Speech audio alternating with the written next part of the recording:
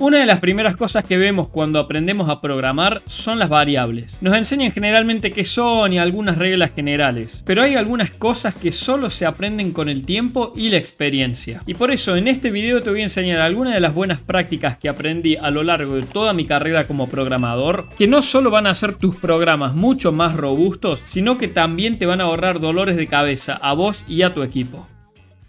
La primera buena práctica que tenés que tener en cuenta es la de poner buenos nombres en las variables. ¿Qué quiere decir poner buenos nombres en las variables? Básicamente poner nombres que sean descriptivos, que no confundan o que parezcan que hacen lo mismo que otras variables. Y esto es fundamental porque cuando estamos manteniendo un código o estamos trabajando en un código que es largo y es bastante grande, si tenemos nombres que ponemos así nomás en las variables, se nos va a hacer mucho más difícil entender por dónde va el código y seguirlo. Entonces te voy a poner un ejemplo. Si nosotros miramos este código que tenemos acá, lo primero que vemos es que tenemos una variable que se llama pwd. ¿Qué será pwd? Estamos tratando de abreviar algo que no tiene sentido abreviar, y esta práctica va también de la mano de poner buenos nombres en las variables. No abreviemos cosas que no tienen sentido abreviarlas. Es mejor tener el nombre de una variable que sea largo, pero que se entienda el contexto y para qué sirve, a tener que abreviar. Entonces pwd no. Deberíamos llamarle password.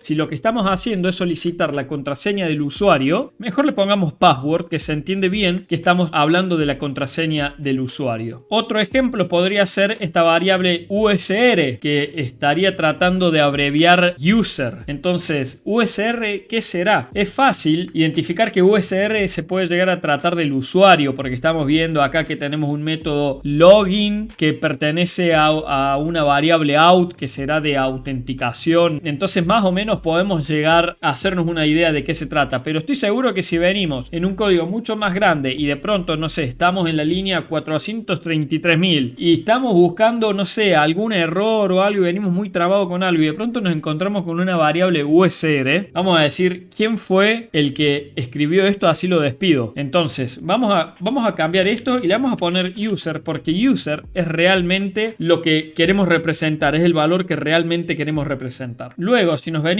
adentro del método login o login, vamos a ver que tenemos una variable que se llama counter. Y la cuestión será, ¿counter qué? ¿Counter qué cosa? ¿Qué es lo que estamos contando? Entonces tenemos que ponernos a analizar todo el código para entender que counter significa la cantidad de intentos que lleva el usuario tratando de iniciar sesión. Entonces es mejor, en lugar de poner counter, no sé, ponerle por ejemplo retries, que básicamente retries vendría a significar la cantidad de intentos que está haciendo o reintentos que ha hecho el usuario para loguear.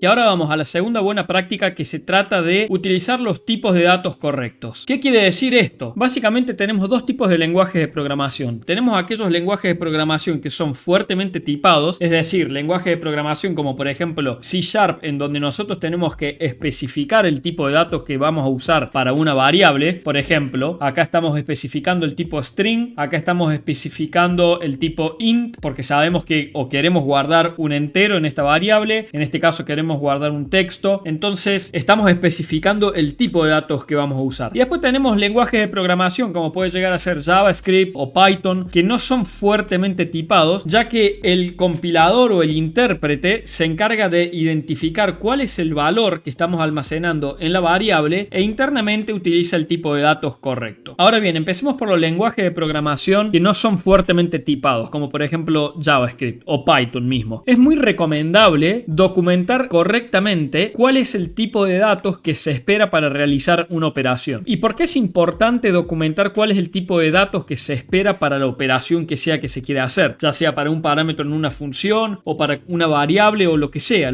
que haga falta. Es muy importante porque de esta manera nos evitamos errores, evitamos que otros programadores sin querer, cuando vayan a trabajar sobre código nuestro, o incluso nosotros mismos en un futuro cuando retomemos un pedazo de código que trabajamos hace, no sé, 6 meses atrás, documentando bien cuál es el tipo de datos que se espera, nos vamos a evitar errores de pasar, no sé, por ejemplo, un string cuando se está esperando un entero, cuando se va a hacer una operación de un entero. Y en el caso de lenguajes de programación que son fuertemente tipados como C#, cuando yo hablo de utilizar el tipo de datos correcto, quiere decir, por ejemplo, sabemos que existen tipos de datos short, sabemos que existen tipos de datos int, que cada uno nos permite almacenar un cierto rango numérico. Entonces, por ejemplo, si nosotros necesitamos almacenar la edad de un usuario, tenemos una variable o una propiedad, como podemos ver acá, que guarda la edad del usuario. La pregunta real es, ¿nos hace falta guardar un int? ¿Existe en el mundo una persona que viva la misma cantidad de años que podemos almacenar en un int? No, yo creo que incluso la edad nos entra en un char. Entonces pensemos, ¿cuál es la diferencia? Y la diferencia es que un int ocupa 4 bytes y un char ocupa 1 byte. Ahora, llevemos eso a un caso práctico. ¿Es realmente importante, tiene realmente relevancia utilizar un char, un short, en lugar de un int? Y la pregunta es depende. Si vos estás programando para un microcontrolador o estás programando para un hardware que es muy limitado en recursos, y yo te puedo asegurar que va a hacer la diferencia. Ahora, si estamos programando una aplicación de escritorio o algo donde tenemos recursos mucho más grandes, y la respuesta es que también depende. ¿Y por qué depende? Y porque depende de nuevo, ¿para qué estás programando? ¿Cuál es el sistema? ¿Cuál es la necesidad que vas a cubrir con el sistema, con la solución que vos estás creando? Porque de pronto quizás no tiene mucha relevancia cuando estamos programando una aplicación de escritorio, por ejemplo. Pero si estamos programando un videojuego, quizás sí es importante porque tenemos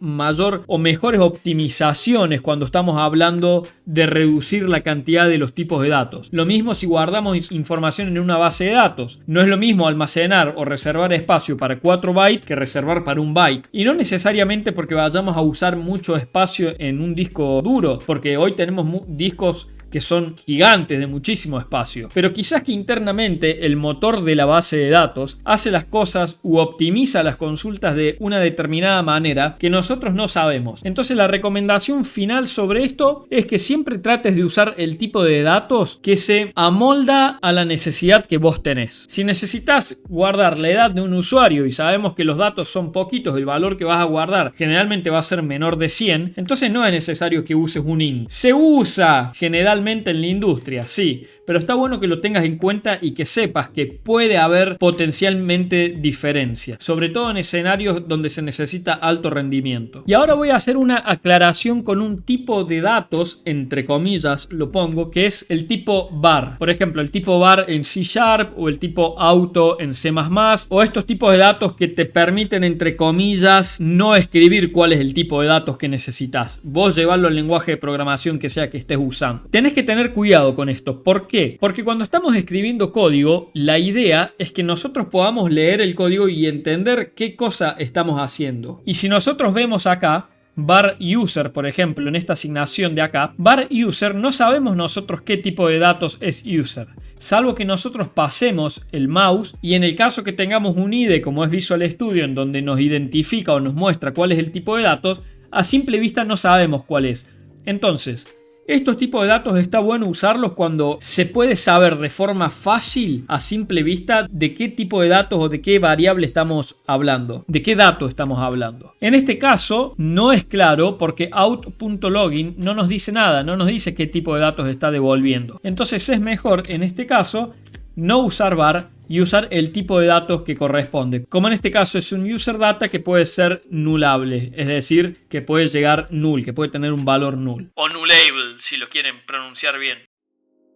Pasemos ahora a otra buena práctica, y esto es un error muy común que lo he visto muchas veces, y no solamente que lo he visto muchas veces, sino que yo también lo cometí un montón de veces, sobre todo cuando recién estaba empezando a programar. Y se trata de la inicialización de las variables. ¿Y qué quiero decir con la inicialización de las variables? Cuando nosotros estamos inicializando, estamos declarando variables, es mejor declarar las variables e inicializarlas en el momento en el que las tenemos que utilizar y no declarar declararlas por un lado con un valor por defecto y luego utilizarlas en otra parte del código como estamos viendo acá. ¿Y por qué es importante este principio o esta buena práctica? Por dos motivos. Por uno, porque declarar las variables por un lado e inicializarlas después hace que sea un poco más difícil de leer el código. Estamos ocupando espacio al vicio. Y por otro lado, porque puede que pase algún problema en el medio y no necesitemos la variable que declaramos acá. Entonces supongamos que por X o por Y, no sé, falla el código en esta parte y nosotros ya hicimos una declaración de variables acá, ya hicimos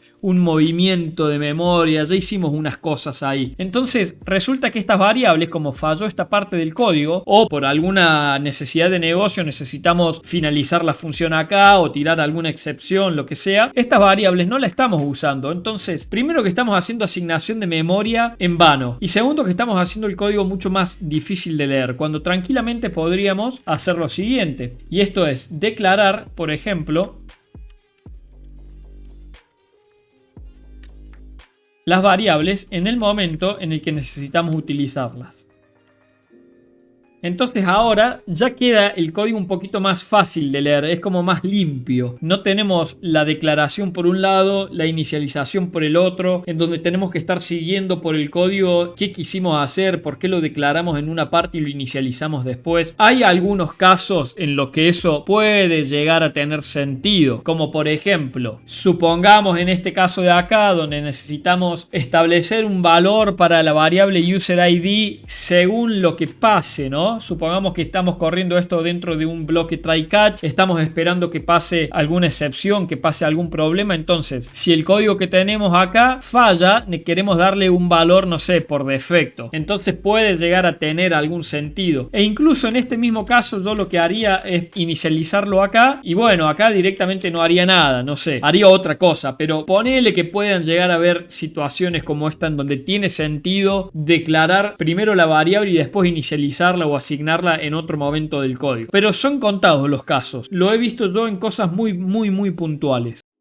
Vamos con otra buena práctica, que es la de utilizar constantes. ¿Qué es una constante? Una constante es básicamente una variable que se declara una vez y luego no puede modificarse su valor. Es decir, es un valor que nosotros vamos a establecer y que sabemos que luego en ninguna otra parte del código necesitamos cambiar. Y un claro ejemplo de eso es este código que tenemos acá, en donde nosotros le vamos a decir al usuario o vamos a establecer cuántas veces un usuario puede intentar iniciar sesión. Y esta buena práctica nos lleva también o va un poco de la mano con otra buena práctica, que es la de no utilizar valores mágicos, que se llama. ¿Qué quiere decir valores mágicos? Veamos el ejemplo con este if. Acá estamos diciendo que si la persona intentó hacer más de 3 intentos o ya lleva 3 intentos, entonces le vamos a mostrar un mensaje de error y le vamos a decir, che, ya llegaste a la cantidad máxima de intentos alcanzados, entonces, no sé, salimos del sistema. ¿Qué pasa con esto? Si nosotros el día de mañana queremos cambiar la cantidad de intentos que tiene el usuario para iniciar sesión, primero que vamos a tener que ponernos a buscar en todo el código a ver dónde está el numerito que indica que estamos hablando de la cantidad máxima de intentos que tiene un usuario. Entonces, ¿qué pasa si nosotros cambiamos el valor acá y nos olvidamos de cambiar el valor acá? Vamos a tener una verificación por un lado, una validación por un lado, pero el mensaje que le vamos a mostrar al usuario va a ser incorrecto, porque de pronto estamos validando si el usuario, o le estamos dando la posibilidad al usuario de intentarlo 5 veces, pero después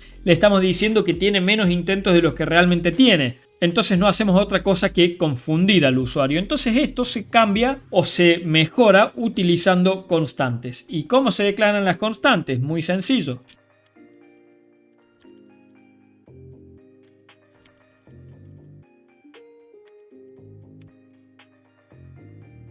Se declaran de esta manera, por lo menos en C#.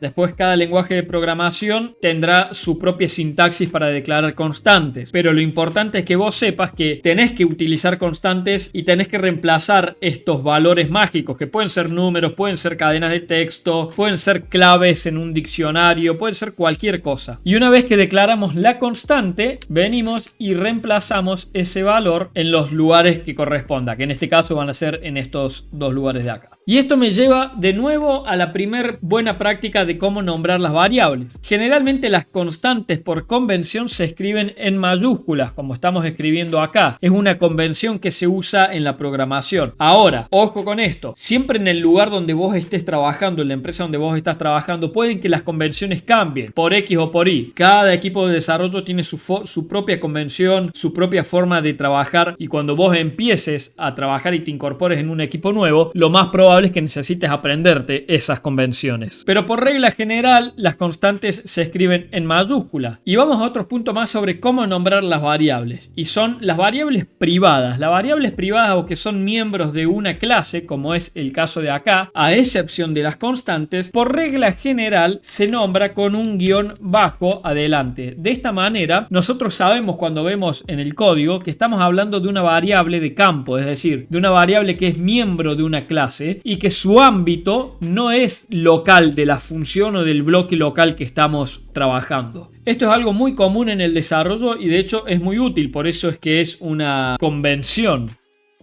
Pasemos ahora a la próxima buena práctica. Y este es un error muy común, sobre todo en principiantes. También lo he visto un montón de veces. Y es el de no reutilizar variables. Cada variable tiene que tener su propio propósito. Tiene que tener un único motivo por el cual existe. Entonces veamos un caso acá. Supongamos que necesitamos o queremos hacer un cálculo de impuestos y de tarifas, de comisiones que tiene que pagar el usuario. Como podemos ver acá, estamos declarando una variable que se llama total, y que total es el resultado de un cálculo de impuestos, y estamos mostrando el resultado de esa variable en un mensaje de consola, y luego estamos reasignando nuevamente el valor de total, pero en lugar de esta vez de establecerle el valor de impuestos, el total de impuestos que tiene que pagar, le estamos estableciendo un total de tarifas, de comisiones. Esto es incorrecto. ¿Y por qué es incorrecto? Muy sencillo, porque en un código mucho más largo y algo real, ¿no? Como este ejemplo que estamos haciendo acá, simplemente nos va a introducir errores. Así de sencillo. Vamos a esperar que el código esté haciendo una cosa cuando en realidad va a terminar haciendo otra cosa, va a terminar mostrando otros cálculos. Entonces, declara una variable más y listo, y dale el nombre que corresponde. Total, no se pierde absolutamente nada. No va a ser más o menos performante el programa porque de pronto declaraste otra variable más. Utiliza las variables como correspondan. En este caso es muy sencillo. Es, en primer lugar, renombrar las variables acá y decir total qué. ¿Total de qué cosa? Estos son el total de impuestos. Entonces vamos a poner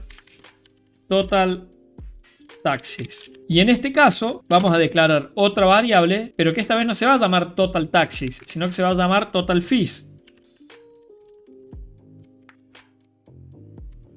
Y vamos a poner el valor que corresponde acá. De esta manera, nosotros tenemos bien separada la responsabilidad de cada variable y nos evitamos a futuro introducir bugs y dolores de cabeza cuando necesitemos depurar algún error de este tipo.